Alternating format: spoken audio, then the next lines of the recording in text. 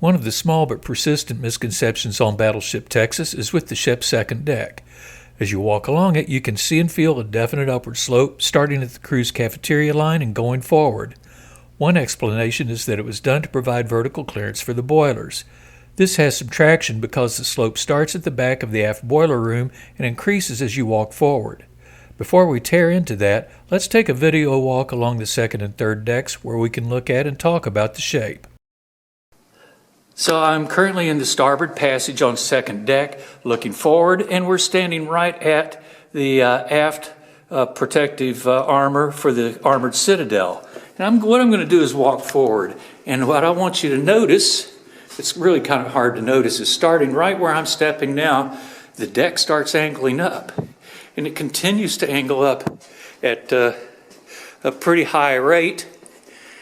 And one of the reason that a lot of people give that it angles up is to provide more clearance for the boilers and the uptakes that are 2 decks below us. But that's not really the case. And I'm going to, as soon as I finish walking this area, I'm going to show you why that's not the case. But we continue to be high, and it actually continues not only throughout the armored citadel, but even farther forward and to the bow of the ship. So what's going on down below?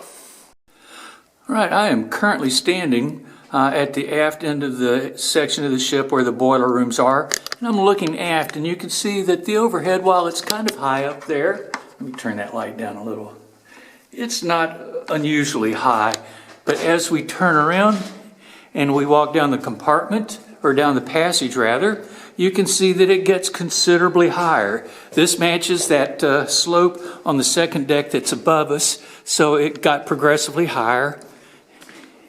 And that's the way it stays up till we reach a certain point closer to the bow of the ship. That I'm going to shut the camera off, and then we'll run up there and I'll show you. Okay, so we are now forward of the boiler rooms, and in fact, this curved bulkhead right here is the aft portion of the lower part of the barbette or armored tube that turret 2 sits on. And it right there, it joins an angular bulkhead that we can pass around this ventilation trunk, and we can see that angle in a joint. Now, this is where we make up the difference, because at this point here down, this is where the third deck continues. But above that, they've basically spliced in a whole new deck section that's called the forward half deck. And from here we'll go to the plans, and now it'll become clear why the deck was angled and on the second deck. Okay, now that we've walked the 2 decks, let's figure out why there's a slope. We'll start with an internal profile of the ship that shows all of the deck levels and major spaces, especially the boiler rooms. We'll then strike a green dashed line that indicates the ship's design waterline and also serves as a basic reference level. By marking the boiler rooms and indicating the third deck's location with a red line, one thing immediately becomes apparent. The boiler rooms do not extend above the third deck, meaning that the boilers don't need the additional height provided by a sloped second deck. What about the boiler uptakes? Those are the exhaust ducts that rise from each boiler and come together in this smokestack. It could be argued that there needs to be extra vertical space to reduce curves that may restrict airflow. Let's see what happens by marking the drying rooms that enclose them below the main deck and show where the uptakes penetrate the sloped second deck. We'll now change the drawing to make the deck level. It becomes apparent that a deck change doesn't force any change to the uptakes because they are straight and vertical at the point of penetration for either deck layout. This means that the curves don't need to be changed with the deck, just the joints where the straight uptake sections tie into the deck. So if boiler and uptake clearance isn't an issue, why the sloped deck? It goes back to the basic design of the hull. Starting with the commissioning of Battleship South Carolina and ending with Battleship West Virginia, there were 22 U.S. battleships built during the Dreadnought era. All but 4 had a raised bow that stepped down at some point as you move aft. The remaining 4, that included Texas, had a flush deck design that lacked a step. We won't get into reasons for the design differences, but we will point out that both took 2 approaches to solving a common problem. Among the advantages of a raised bow and stepped weather deck is the decreased amount of water taken over it in heavy seas. It was stepped to a lower level when moving aft to reduce the negative impact of additional weight and decreased sea keeping. Raising the deck also raised the secondary broadside guns to keep them drier in heavy seas.